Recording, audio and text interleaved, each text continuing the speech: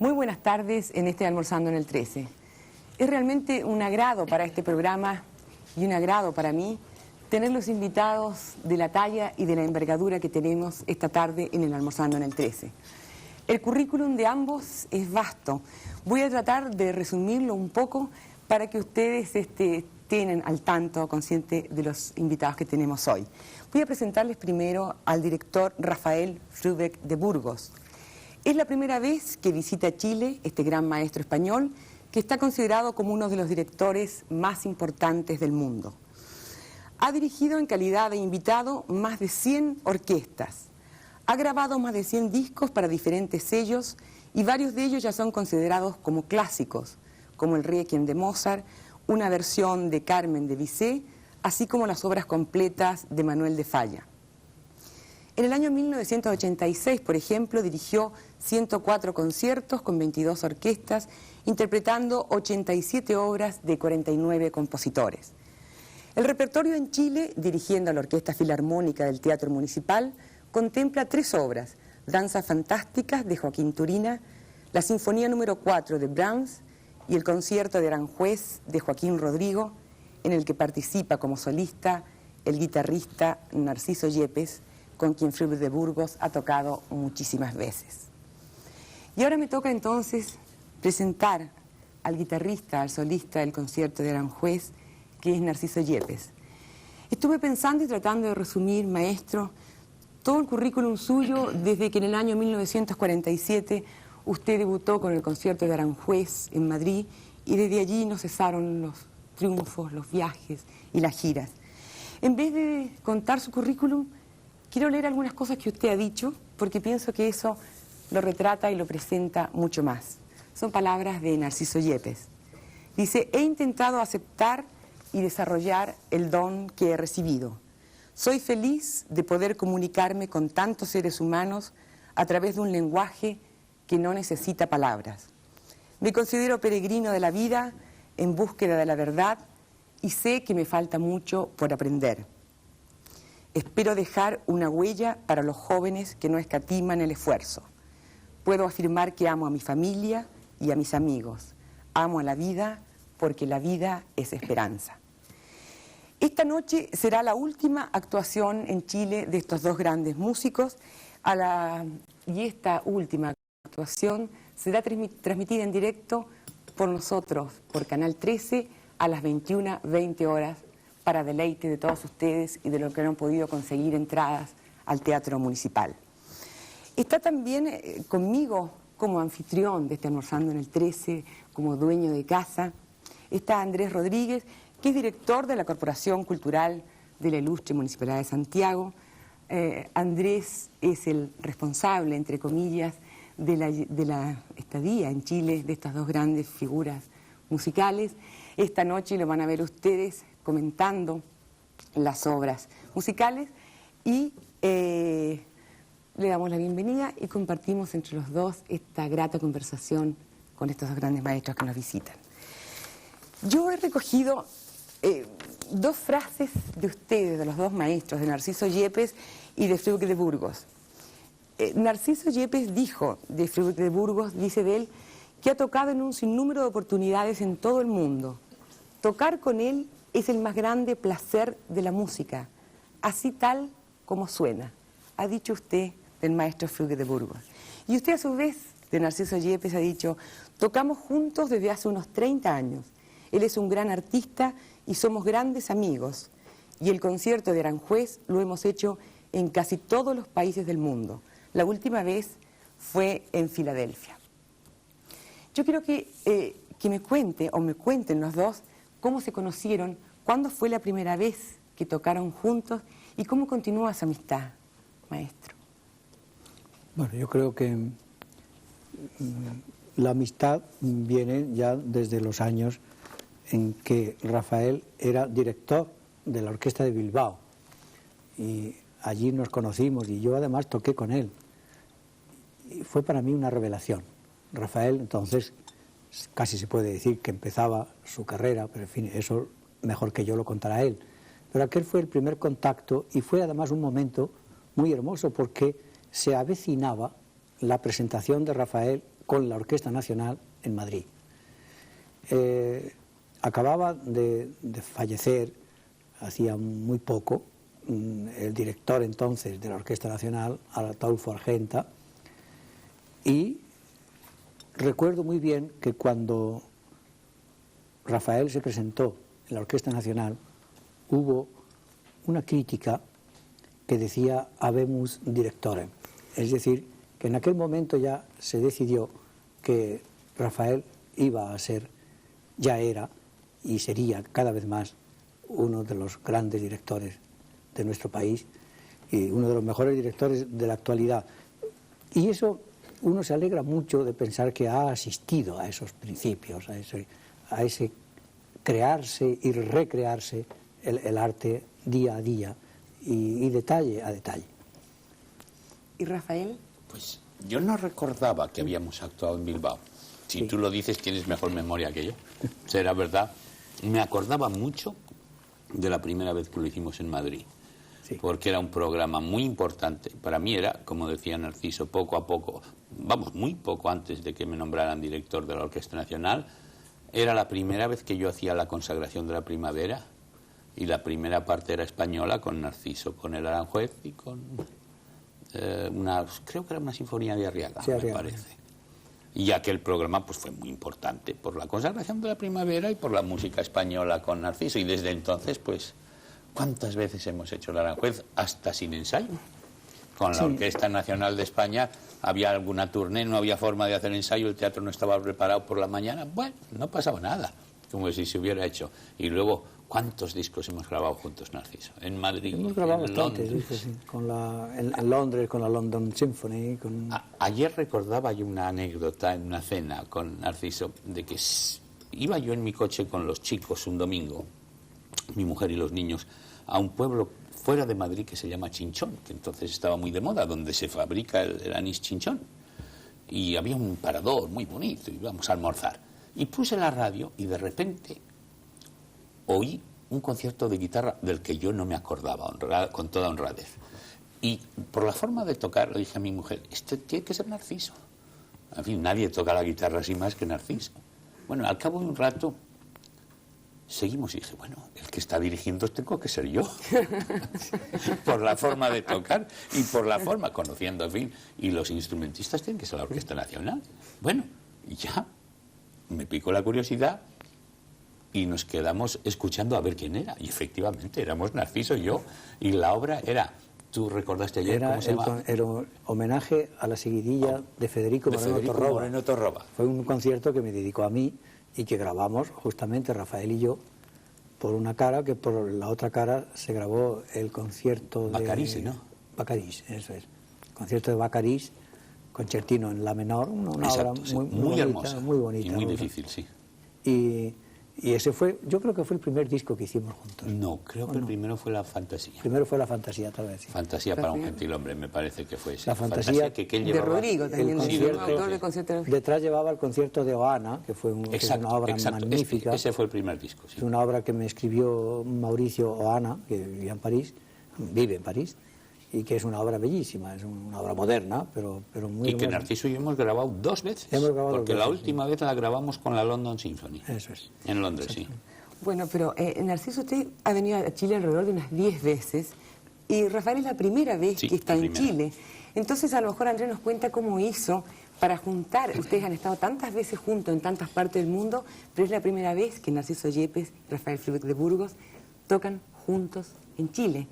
¿Cómo? Sabemos que Andrés Rodríguez es un hombre de tesón, de empeño, decidido, enérgico. ¿Cómo hizo Andrés para traer a estos dos grandes maestros a Chile? Bueno, la verdad que la coincidencia tan feliz de tener a dos personajes de la música tan importantes como son los maestros Flubeck y Yepes, la verdad que se venía gestando hacía mucho tiempo. Por cuanto, bueno, yo al maestro Flubeck había tenido ya oportunidad de verlo en algunas salas de concierto muy importantes en Europa. Y claro, una persona que galvaniza la orquesta de esa manera y que produce un acercamiento con el público, porque su relación con el público es impresionante. Realmente a mí me da mucho gusto ver el público que asiste a estos conciertos, que ya han sido 3 de los 4 que van a hacer, que al final de cada obra estalla en unas exclamaciones de alegría que son, diría yo, un poco inusuales para el público chileno, porque el público chileno es muy apático, es un poco frío, especialmente el de concierto, digamos, se conmueve con pocas cosas. Sin embargo, al término del concierto de Aranjuez, bueno, ya el maestro lo ha visto porque él ha tenido que hacer dos agregados en cada oportunidad que hace el concierto de Aranjuez, y la orquesta bien podría hacerlo después de la Sinfonía de Brahms, si es que tuviera habido un poco más de tiempo para hacer alguna obra extraordinaria. De tal manera que da mucho gusto ver esta reacción del público. Y bueno, esto uno se da cuenta en cuanto los ve por primera vez. Yo, el maestro Yepes, también lo había visto hacía muchas oportunidades, hacía muchos años aquí en Chile, y faltaba del Teatro Municipal, hacía mucho tiempo. De tal manera que, bueno, empezaron las gestiones de esto hace aproximadamente 2 años, y finalmente, a mediados del año pasado, haciendo la programación con el maestro Roberto Abado, que es el director de la Orquesta Filarmónica, coincidimos en que este sería un programa maravilloso de hacer, y por supuesto en la feliz coincidencia de que pudiera venir el maestro Yepes y el maestro Fribeck, de tal manera que además coincidieron justo en el mismo periodo, se dieron todas las cosas, y así el éxito que estamos teniendo, como tú decías, Carmen, al comienzo, con entradas completamente agotadas. Esta mañana, por ejemplo, había 200 o 300 personas en la cola para adquirir apenas las 100 galerías que quedaban en el teatro. Mucha gente se vio frustrada, y gracias a Canal 13 de televisión esta noche vamos a tener la oportunidad hacerlo de verlos y de oírlos.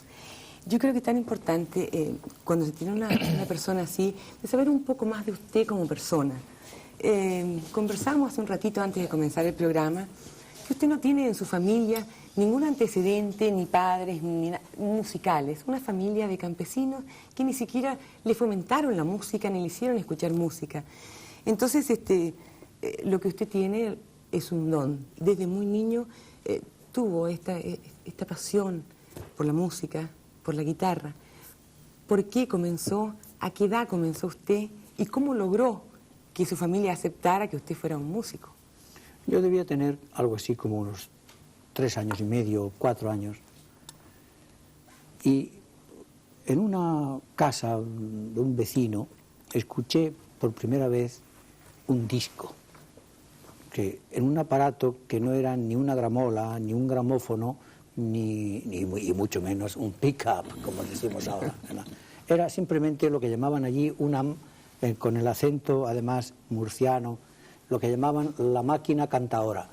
Es decir, era una máquina a la que le daban cuerda, ponían un disco, o cantaba o no cantaba, pero vamos, en aquel caso, como allí la gente lo que más escuchaba era un flamenco y estas cosas, yo de repente oí un disco de guitarra.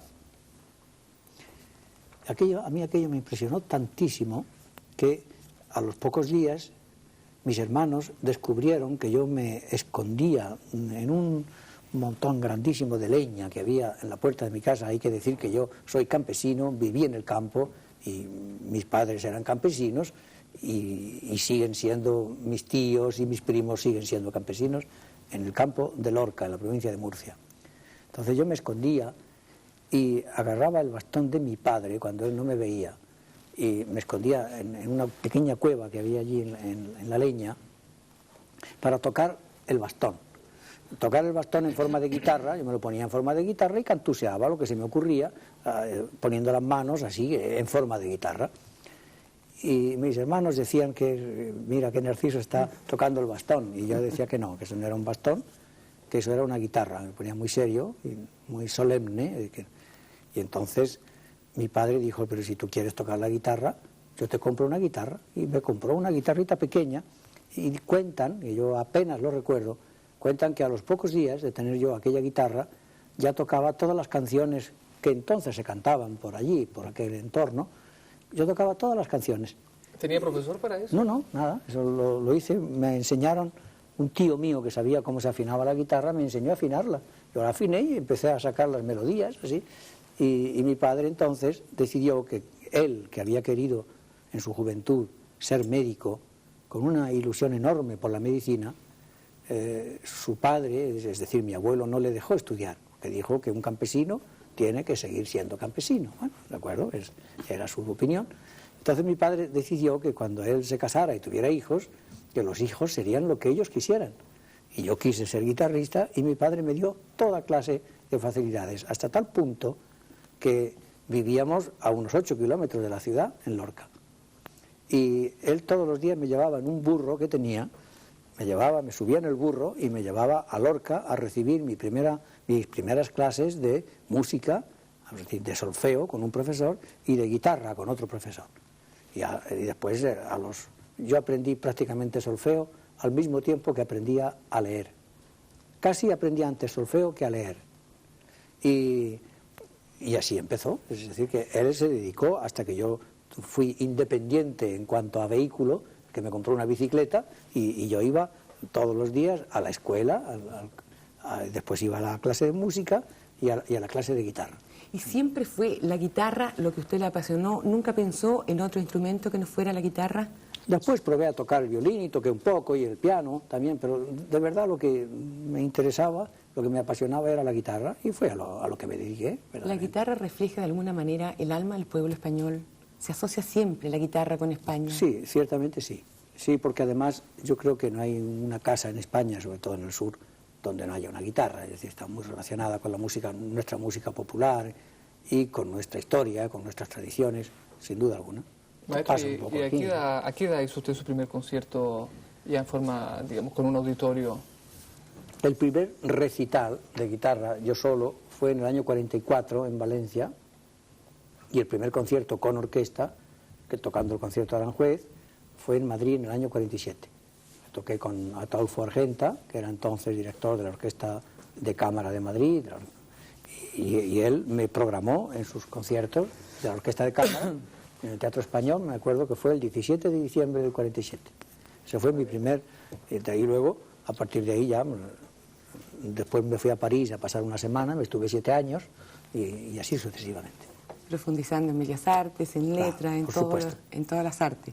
Y Rafael tampoco tiene antecedentes musicales en la familia. No los tengo directos, pero el apellido Frübeck es vienés. Y cuando yo fui director general de música en Düsseldorf, tuve el placer y el honor de tener conmigo al doctor Alf de segundo, era mi ayudante para cosa de programación. Y él, que era la autoridad, hasta que murió hace un par de años de cáncer, el pobre, era la autoridad más grande que había en este mundo en Schumann. Sus libros siguen siendo lo mejor que se ha escrito sobre Schumann. Él descubrió que había un Frübeck hace 200 años que fue Königlicher Kaiserlicher Kapellmeister en Viena. O sea que, como todos los Frübeck somos unos y son vieneses, pues yo debo tener ese antecedente musical. Ahora, directo... 200 años atrás. Directo, ninguno. Es más, mi madre era una mujer muy aficionada a las artes, pero mi padre era un comerciante, era un hombre que fabricaba cristales para gafas y vendía, tenía una óptica, y no le gustaba mucho esto de dedicarme a la música. Era un hombre que prefería... y yo tuve que estudiar el bachillerato y estudiar pues 3 años de la carrera de Derecho porque mi padre dijo no, hasta que vio que yo con la música, con 17 años, recién llegado a Madrid al terminar el bachiller, encontré un puesto de director de orquesta en una compañía de revista, que era de Virginia de Matos. Y mientras mi hermano Guillermo, que era mayor, 7 años mayor que yo, y que estaba preparando notarías, que era una cosa muy seria en aquellos tiempos en España, todavía no podía mantenerse, yo me mantenía y no necesitaba dinero de casa. Y entonces ya empecé a decir, bueno, esto no debe ser tan mala cosa. Y a partir de ahí ya me dejó estudiar. ¿Y qué condiciones debe tener un director de orquesta, principalmente? Pues mire, es una muy sencilla, que le hagan caso a las orquestas. No se sabe muy bien por qué, pero hay personas que se ponen delante de una orquesta y los profesores de la orquesta le hacen caso y están contentos.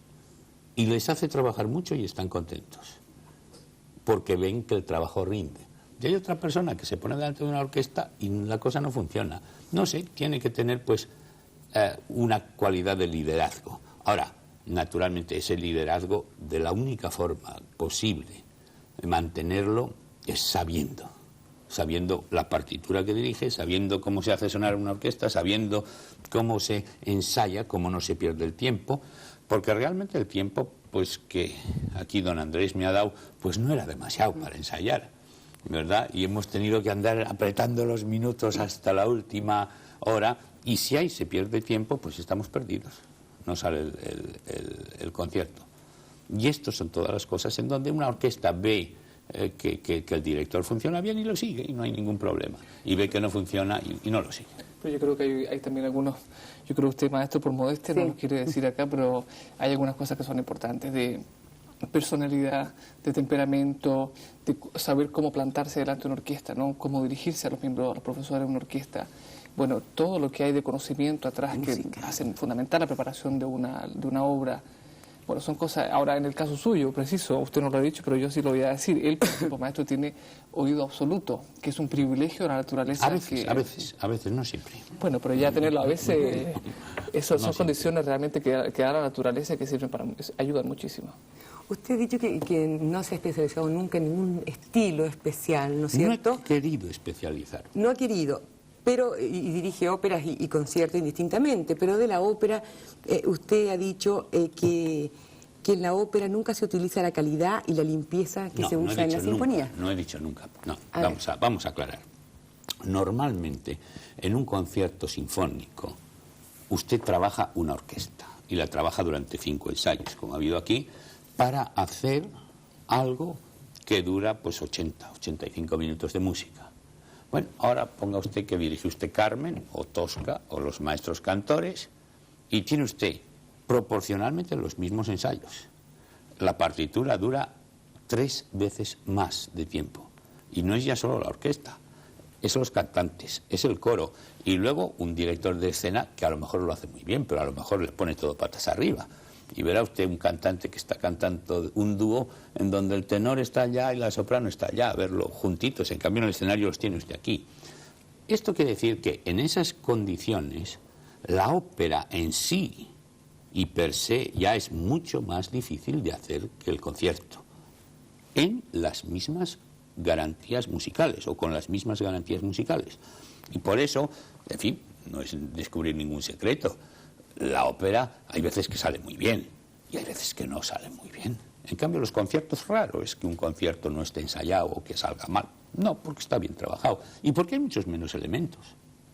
En la ópera están los elementos de los divos, de los cantantes. No, pero bueno, más divo que Narciso no hay nadie.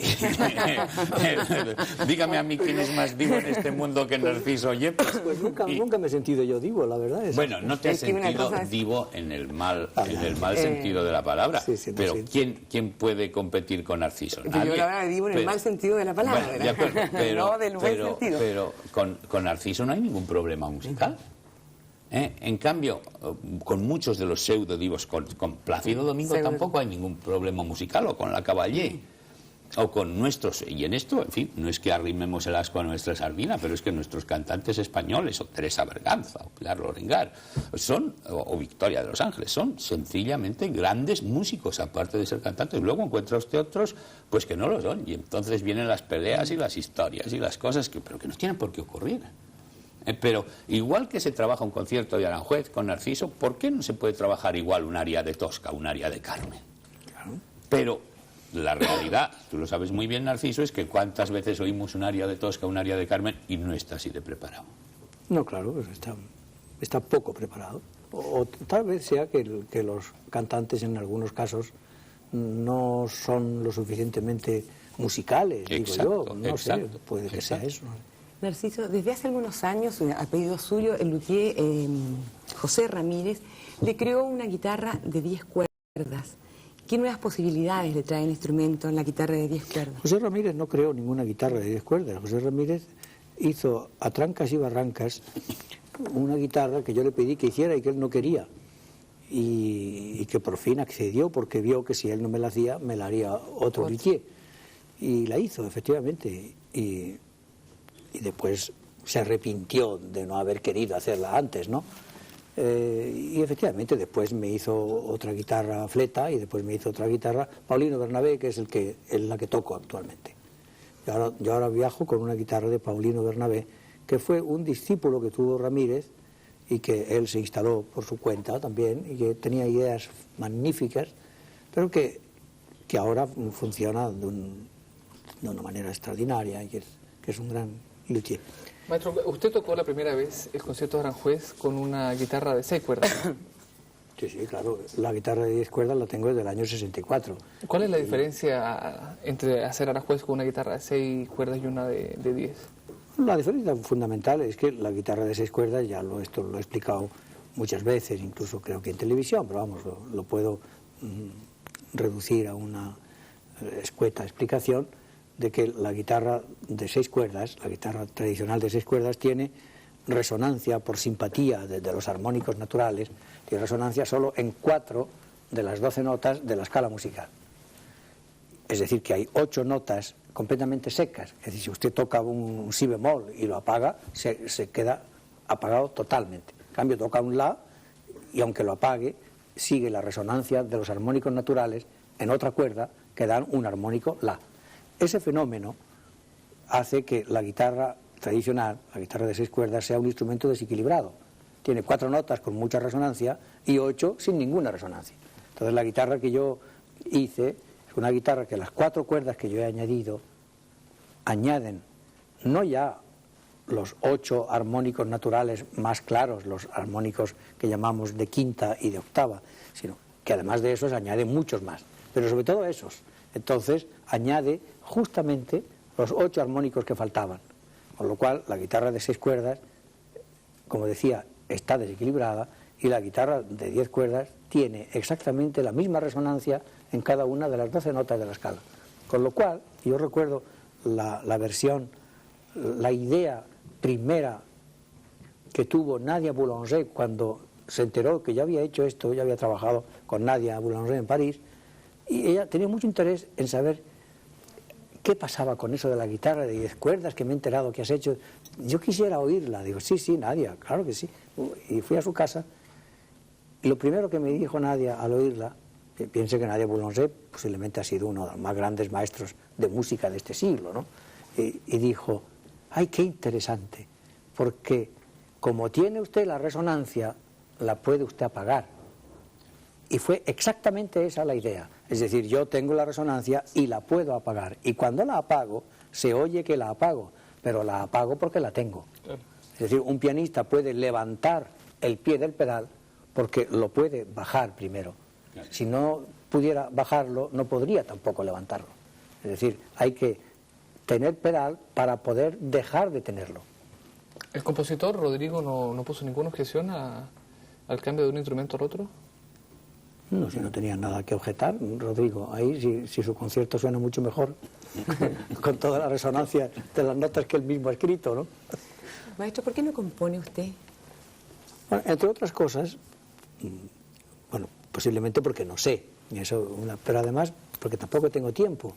Es decir, a mí me gusta mucho la composición.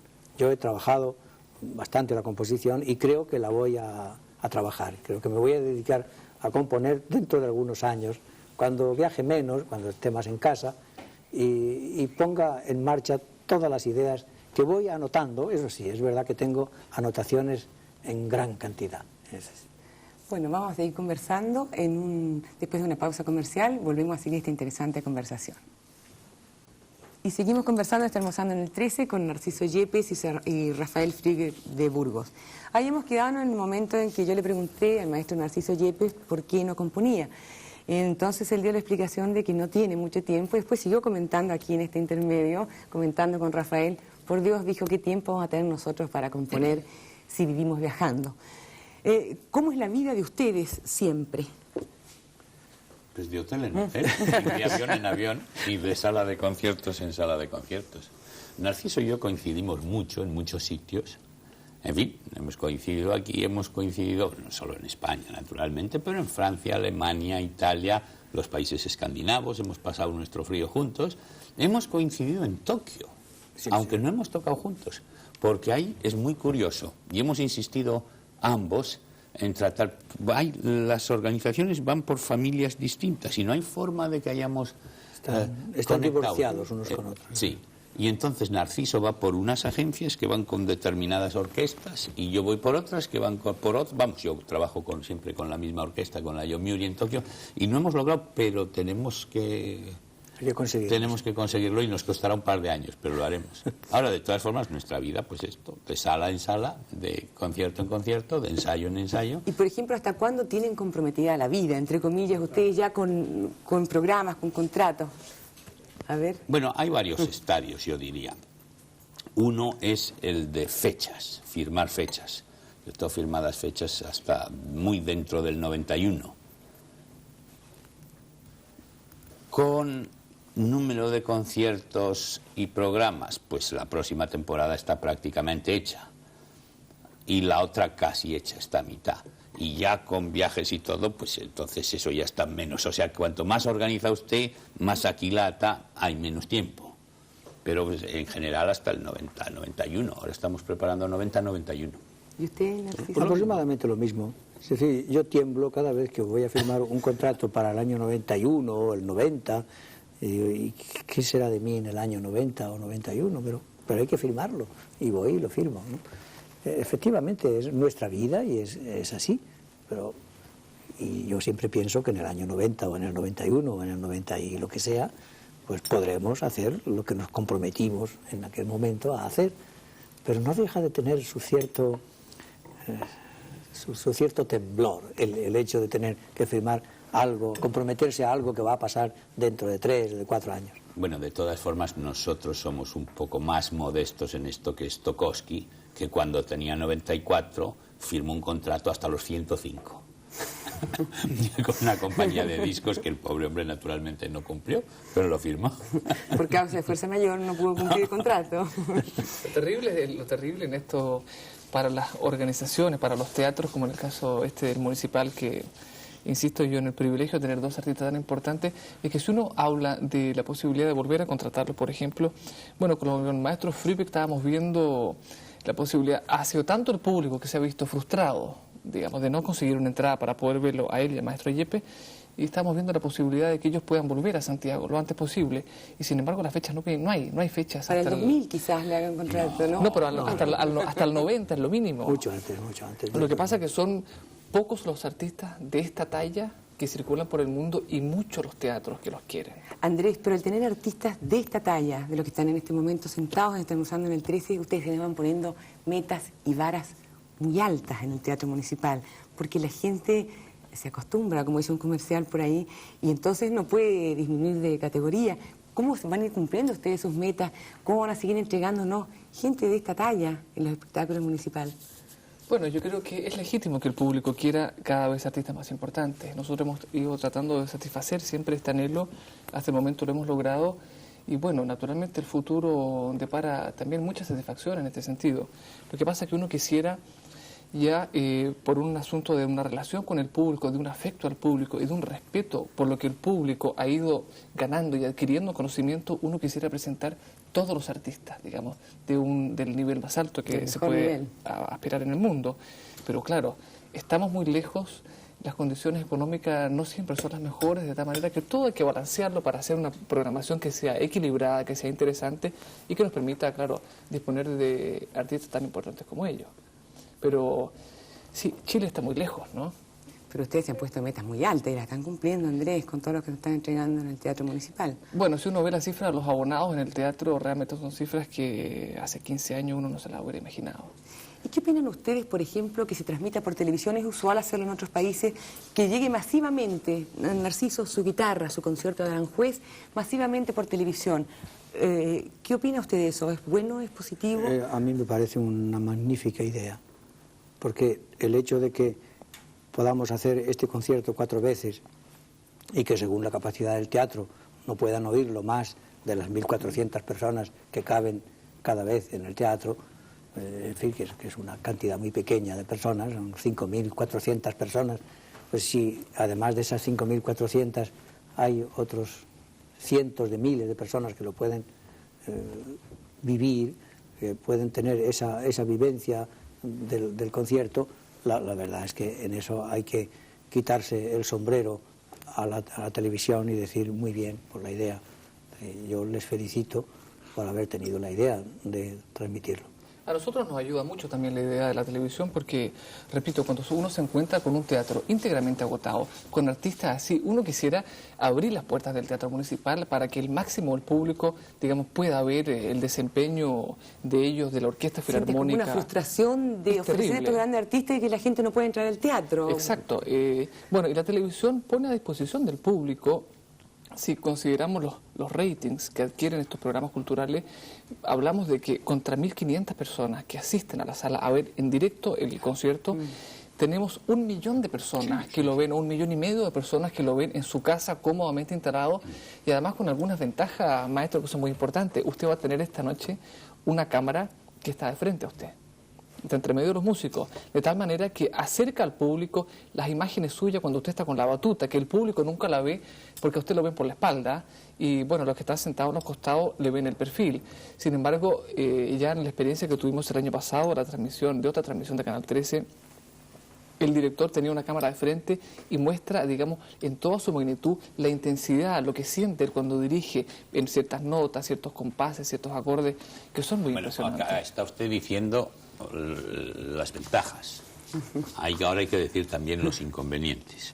Los inconvenientes de esto es naturalmente que, aunque se transmita muy bien por televisión, el sonido, y no por la retransmisión en sí, pero el sonido por los altavoces que tienen los aparatos de televisión en las casas de los que los escuchan, ese es quizá el grave inconveniente de la retransmisión por televisión, que no se ha llegado a comercializar unos micrófonos en un aparato de televisión, no sé, el set que tenga usted en su casa, no retransmite objetivamente lo que se está dando. Ahora, naturalmente, la butaca es la mejor. Nadie tiene en el teatro una butaca como el que está metido delante de la flauta.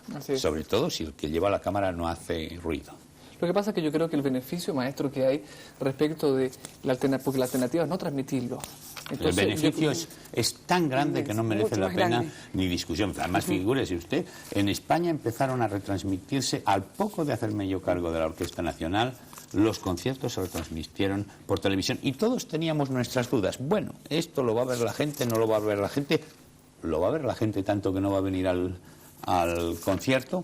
Pues nada, lo que fue es dar una enorme popularidad a la música y a la cultura, y bendito sea Dios, cuanto más personas lo oigan, mucho mejor. Lo importante es decir que poco a poco esos aparatos de televisión tienen que ir perfeccionando la manera de emitir sonido para que dentro, hoy en día que la técnica es, en fin, con el FM y con los altavoces que uno puede tener en casa, con un compact disc, la música se oye tan bien como en el concierto, que eso poco a poco se va incorporando al aparato de televisión para que sea mucho más fidedigno lo que se oiga.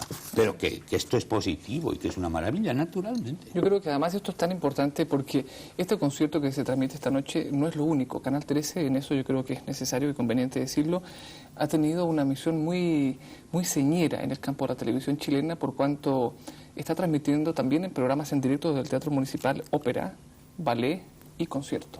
De tal manera que está abarcado todo el espectro de las manifestaciones artísticas, y de ahí que yo creo que es muy importante. Nosotros en el teatro recibimos los comentarios de la gente, cartas, una cantidad de cartas que llegan celebrando aspectos de una transmisión de ballet o una transmisión de ópera o ahora mismo los conciertos. Yo quiero volver a un tema que ya lo tocamos, pero quiero volver a profundizarlo, que es la guitarra. Decíamos que refleja de alguna manera el alma del pueblo español. Andrés también en el tracto comercial dijo, realmente la guitarra es española. Y usted habló de la guitarra, de una guitarra, porque han llegado preguntas del público que preguntan, ¿qué piensa usted de la guitarra eléctrica o de la guitarra que se toca el folclore, por ejemplo? ¿Cuál es la guitarra así grande para usted? Bueno, la guitarra es todo aquello que es el instrumento que está en función de la música. La guitarra no es nada si la guitarra no hace música. Y la música es lo que uno considere que es música. Es decir, para mí, la guitarra cuando hace música popular es una maravilla, cuando hace música como la que yo toco, pues me gusta muchísimo, es otra maravilla. cuando se convierte en una guitarra eléctrica, a mí personalmente no me interesa nada, porque para mí es otro instrumento, no tiene nada que ver. Como no me interesa la música cuyo resultado da ese instrumento, pues no me interesa ese instrumento, pero vamos, la guitarra tiene tales posibilidades que, fíjese usted, ya es una gama infinita. O, por ejemplo, cuando se toca flamenco. El flamenco a mí me interesa muchísimo. ¿Le gusta el flamenco? Mucho. El flamenco sí, además, no solamente me interesa, es algo que he estudiado un poco porque de verdad quería conocerlo a fondo. En fin, incluso hombres mucho más calificados que yo, como fue Manuel de Falla, que hay que ver hasta qué punto se interesó por el flamenco, estudió flamenco y escribió música inspirada totalmente en el flamenco. Vamos. Y yo pienso que la guitarra en ese mundo del flamenco, tratada de una manera musical y seria, es un mundo infinito. ¿Por qué se escogió el repertorio que hemos oído el lunes 27, martes 28 y vamos a oír esta noche? 2 autores españoles contemporáneos y una sinfonía como la de Brahms. Como don Andrés ha dicho antes, el Aranjuez era un poco obligado por lo que quería el público cuando Narciso y yo estábamos aquí. O sea que el concierto de Aranjuez era un tema ya. La presentación de un director en una nación, como un pianista, tiene que llevar una gran obra de repertorio. Entonces aquí decidimos que, a través de mis agentes, de las diferentes opciones que les di, que la cuarta de Brahms sería una de las grandes sinfonías a hacer. Perfecto. Entonces había que complementar esto. Y entonces había 2 posibilidades muy claras. O comenzar con la sinfonía y hacer una segunda parte española en donde Narciso hubiera tocado el Aranjuez y hubiéramos terminado con el sombrero de 3 picos, o hacer una primera parte española y terminar con la sinfonía. Al final se decidió hacer esto y entonces me pareció que delante de Rodrigo, un casi contemporáneo de Rodrigo, era Joaquín Turina, una obra muy hermosa, que además no se había hecho en Chile, por lo que yo creo saber. No se había estrenado aquí todavía Las Danzas Fantásticas, que son, pues, me va a permitir que diga unas palabras sobre esto, porque a Joaquín Turina se le ha tratado bastante mal en el mundo, como diciendo, bueno, es un compositor menor. Esto es una tontería. Yo he hecho en el centenario de ambos, de Turina y Kodály, que en fin, Kodály ha tenido siempre muy buena prensa, he hecho obras suyas juntos, por ejemplo, Las Danzas Fantásticas y Las Danzas de Galanta, y parece que hasta los críticos se habían sorprendido. Hombre, qué bueno es esto cuando se ve al lado de Kodály. Y cuando se ve al lado de Kodály, cuando se ve al lado de Rodrigo y cuando se ve al lado de Brahms. Las Danzas Fantásticas de Turina son una joya, es una auténtica maravilla de orquestación, de color, de emotividad, de música. Yo no solo nacionalista, no solo española, sino con ese aire, ese deje sevillano. Y entonces me pareció una oportunidad muy, muy hermosa al hacer Las Danzas Fantásticas aquí. Creo que es un programa muy bonito. Además que ha sido extraordinariamente bien recibido por el público.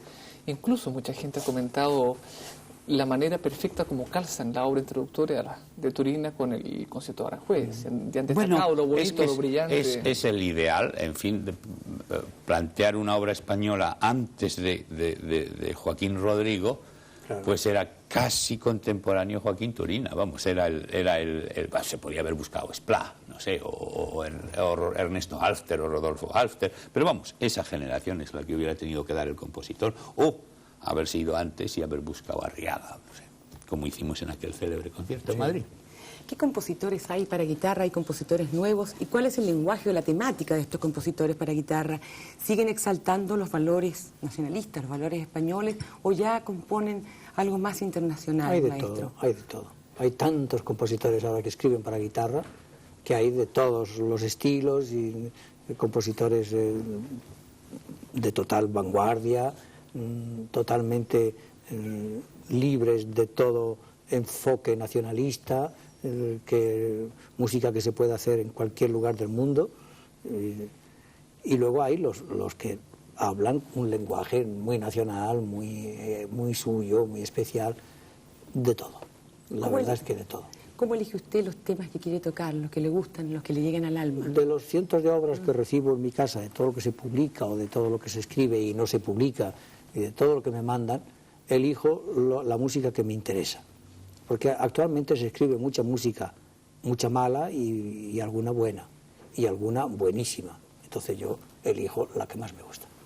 ¿Y cuáles son las cosas que le gustan? ¿Qué siente? ¿Usted nos puede explicar de alguna manera qué siente usted en el momento que está tocando la guitarra, que usted mismo ha declarado que es su vida, la guitarra, y que usted siente que la guitarra también está muy contenta con usted? Bueno, eso ya es otra cuestión. Cuando yo estoy tocando música, estoy transmitiendo un mensaje. Estoy transmitiendo un mensaje, eso que decía usted antes, que yo he dicho, mensajes sin palabras y tal. Efectivamente hay, y yo creo más aún a través de la guitarra que de otros instrumentos, por la intimidad, hay un mensaje a transmitir al público, que una de dos, o el público lo recibe, si el artista lo transmite, o el público no lo recibe, en general, porque el artista no lo transmite.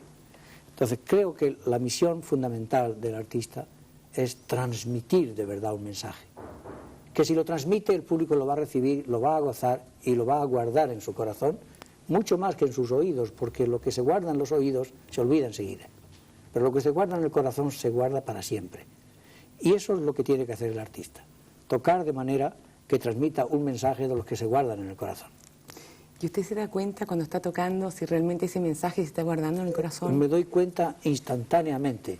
Es decir, yo creo que podría decirle que nada más empezar un concierto, ya sé si hay la disposición entre el público y yo, de que vamos a estar en contacto. ¿Cómo ha sido su sensación en estos conciertos que ha dado en Chile? Imagínese qué sensación puede haber si yo, nada más salir al escenario, la gente empieza a decirme bravo. Ese bravo que me han dicho y que yo desde aquí les digo gracias con toda mi alma, es que me están diciendo bravo no de hoy, puesto que hoy aún no he empezado a tocar, me están diciendo bravo desde la última vez que vine, o desde la penúltima, o desde la antepenúltima. Quiere decir que ha guardado un recuerdo ese público. Y esa es la mayor satisfacción, es el mayor homenaje que me pueden hacer. Y para un director de orquesta, ¿también siente esa misma sensibilidad, ese mismo acercamiento al público, si está recibiendo un mensaje? Perfectamente. Como los guitarristas o los solistas están de frente, lo notan de frente, y nosotros, como estamos de espaldas, lo notamos aquí en el cogote. Se nota una tensión que es muy curioso, pero ¿cómo se nota? No lo sé. ¿Es electricidad, son ondas de qué tipo? Pero se nota. Eso es, mire, es algo que hace uno así y aquí. Aquí se nota perfectamente que hay un contacto con el público y con la orquesta. Porque, en fin, el contacto del director no es solo con el público, es que hay 100 señores a hacer música. Y el primer contacto, la primera materia con la que hay que estar en contacto es la orquesta, y la orquesta con el público. Somos tres. Hay tres humanos, porque la guitarra del Narciso, con todo lo perfecta que es un instrumento, no es un ser humano. En cambio, hay 100 seres humanos que tocan otra serie de instrumentos con los que hay que entenderse y que hay que entenderse con un público. Eso es muy, muy, muy complicado. Pero se nota. Yo creo que se ve también en los silencios, en la concentración del público, en el respeto. La orquesta, por ejemplo, en Aranjuez es muy claro, así en Turina también al comienzo, unos pianísimos de la orquesta en que realmente no se oye una respiración en la sala. Y son 1.400 personas, que hay uno que va resfriado, otro que tiene tos, pero sin embargo no se oye nada. Ahí uno se da cuenta. Andrés, pero tú decías hace un rato que el público, en general el público chileno, no es un público muy expresivo, pero parece que Narciso Yepes y el maestro Rafael Rodríguez de Burgos han hecho que el público sea mucho más expresivo, porque nos han aplaudido y ovacionado y gritado bravo. Ha salido un poco de su apatía. Yo lo que digo es que no es frecuente que sean muy expresivos. Hemos tenido, por ejemplo, hay públicos con ciertos artistas son muy expresivos, pero habitualmente son públicos bastante. Yo me recuerdo de las quejas, por ejemplo, del que era el director de la compañía de ballet, Iván Nagy, que decía que el público del ballet no había cómo moverlo, no había cómo remecerlo, cómo sacarle una expresión, digamos, de que estaban viendo un gran espectáculo. Pero claro, cuando llegan así artistas tan importantes, sí se produce. Han remecido al público chileno. Se nos está terminando el tiempo. Han llegado felicitaciones para los dos desde varias partes de Chile, no solamente de Santiago, también del programa de muchas partes, de Rancagua, de Yumbel, de Santiago. Felicitaciones a Rafael Narciso Yepes, felicitaciones al maestro Narciso Yepes, felicitaciones a todos, felicitaciones al programa, felicitaciones para todo el mundo y felicitaciones mías a ustedes dos y a Andrés Rodríguez y la corporación por haber traído a estos dos grandes exponentes de la música a Chile, y yo feliz de haberla tenido en este Almorzando en el 13. Me despido de ustedes y los anuncio para mañana, viernes, otro Almorzando con la conducción de Gloria Stanley. El tema de Gloria mañana es los economistas y el presidente. Invitados Arturo Fontaine, Cristian Seger, director del diario La Segunda, y Abraham Santibáñez. Mañana con Gloria Stanley, yo con ustedes la próxima semana. Muchísimas gracias. Selva de Cemento.